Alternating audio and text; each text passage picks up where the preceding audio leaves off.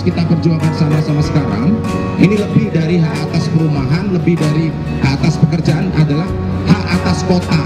Jadi kita juga berhak untuk tinggal bekerja di tengah kota, karena selama ini kota, tengah kota khususnya, sudah berubah menjadi perkantoran, sudah berubah menjadi ruko, udah hotel segala macam. Karena itu mahal untuk pertumbuhan ekonomi, akhirnya warganya disingkirin. Nah ini yang sering kita lupa.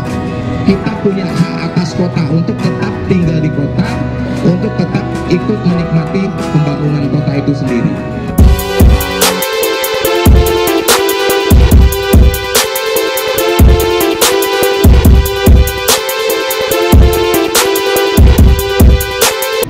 Nama saya Gugun, dari Urban Poor Consortium atau Konsorsium Kemiskinan Kota. Memang di kami isu utama itu soal kemiskinan kota. Nah, soal sesuai pertanyaan tadi ya, bagaimana bentuk-bentuk permukiman alternatif.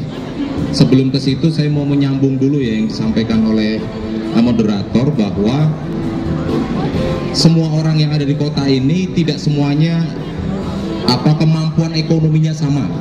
Apalagi yang baru datang ke Jakarta, tidak semua langsung punya duit, tinggal di apartemen, langsung punya rumah. Tidak semuanya begitu. Tetapi banyak dari kawan-kawan kita yang ketika datang ke Jakarta belum punya modal cukup. Salah satunya untuk bertempat tinggal. Nah, untuk bertempat tinggal, supaya dia bisa bertempat tinggal, kalau modal nggak cukup, maka dia ngekos atau ngontrak. Tapi ngekos dan ngontrak kan jenisnya juga banyak. Harganya, rate-nya itu juga macam-macam begitu. Nah, pertanyaannya, bagi mereka yang datang dengan modalnya cekak itu lalu bagaimana? Alternatifnya adalah tinggal di kos kontrakan atau bertempat tinggal di kampung-kampung kota di Jakarta. Nah, tapi seringkali kalau kita sebut kata kampung di Jakarta, itu seringkali stigmanya atau persepsinya jelek. Kampung itu kumuh, kampung itu ilegal, kampung itu isinya kriminal dan berpenyakit begitu. Tapi itu kan masalah. Tapi kalau kita mau lihat yang lebih positif, kampung itu menyediakan kebutuhan dasar kita, manusia itu pokok tapi dengan harga yang terjangkau. Contoh tadi itu tempat tinggal. Kalau kita bandingkan ngekos di Tebet dengan kampung, mungkin di kampung kota daerah Jakarta Utara, harganya sudah beda. Karena kemampuan ekonominya beda. Kalau di Jakarta Utara, katakanlah di kampung-kampung harganya disamakan dengan Tebet, itu nggak akan laku gitu. Itu satu, tempat tinggal. Yang kedua, makanan. Tidak semua orang yang di Jakarta mampu makan di restoran atau di nasi padang yang lebih mahal, tapi butuh warteg atau butuh rumah makan rumahan yang lebih murah. Tidak semua orang yang datang ke Jakarta bisa beli baju baru, belinya baju bekas. Nah, itu ada di kampung-kampung semua. Transportasi, pakai becak segala macam itu ada di kampung-kampung. Artinya kampung itu menyediakan bagi kebutuhan warga yang ekonominya memang masih terbatas. Tapi sayangnya, nah ini sayangnya, Jakarta ini punya pengalaman panjang. Kampung-kampung yang selama ini membantu warga Jakarta supaya tidak menjadi gelandangan, supaya tetap bisa makan tanpa harus kelaparan, sayangnya kampung-kampung ini banyak digusur oleh pemerintah dan oleh swasta. Kenapa kok banyak digusur? Karena stigma tadi, persepsi bahwa kampung itu kumuh, bahwa kampung itu berpenyakit, lalu juga dianggap sebagai penyebab banjir bagi kampung yang berada di pinggiran sungai. Tapi benar begitu atau tidak? Benar, tapi tidak 100%. Contoh, kampung pinggir sungai dianggap sebagai penyebab banjir karena buang sampah ke sungai. Ada nggak warga kampung pinggir sungai buang sampah ke sungai? Ada memang. Tapi apakah hanya warga pinggir sungai yang buang sampah ke sungai? Tidak. Saya mau kasih tahu, Sungai Jakarta kotor itu tidak hanya karena warga pinggiran sungai, walaupun sekarang sudah berubah ya. Tapi kalau teman-teman cek jaringan drainase di seluruh Jakarta ini, muaranya kemana? Dari rumah masuk ke selokan, selokan masuk ke selokan yang lebih besar, lalu ujungnya adalah masuk ke sungai. Jadi drainase yang dibuat pemerintah itu ujungnya sebenarnya terbuang ke sungai, seluruh Jakarta ini, dari sungai lalu ke laut. Belum lagi sampah-sampah yang dari hulu. Artinya semua kita ini berkontribusi terhadap banjir Jakarta. Tetapi ketika banjir itu terjadi, yang disalahkan hanya pinggiran sungai. Itu kemudian kenapa kemudian banyak penggusuran di pinggiran sungai. Lalu apakah semua harus di rusunawa?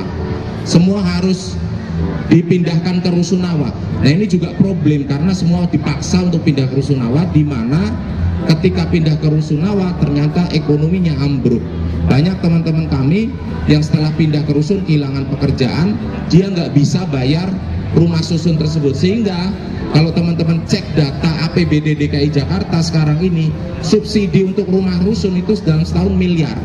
Kenapa bisa begitu? Karena orang nggak bisa bayar rumah susun itu. Nah ini persoalan yang selama ini karena kampung dianggap hanya negatif, padahal dia memberi sumbangan kepada kota, dia memberi makan, dia memberi tempat tinggal, dia memberi baju segala macam untuk warga kota yang memang tidak bisa mengakses perumahan yang legal atau yang harganya memang di atas rata-rata seperti di komplek-komplek di Pondok Indah ataupun yang lain. Pertanyaan saya untuk teman-teman yang masih muda, kira-kira yang baru akan menikah atau sudah menikah akan tinggal di mana? Masa mau ikut orang tua terus? Kalau orang tuanya di Jakarta, kalau orang tuanya di Lampung atau di Palembang, pasti enggak kan? Pilihan utama adalah akhirnya ngontrak, tapi ngontrak juga mahal. Akhirnya kemana? Ke Depok, Citayam, ke Tangerang, kemana lagi? Nah ini persoalan, karena ketika orang bekerja di Jakarta tetapi rumahnya di luar Jakarta, yang pertama dia butuh transportasi. Artinya akan semakin banyak orang yang menggunakan transportasi. Kalau tidak cukup, akhirnya macet orang. Aduh, kalau naik kereta berangkat pagi pulang tengah malam nggak ketemu mana.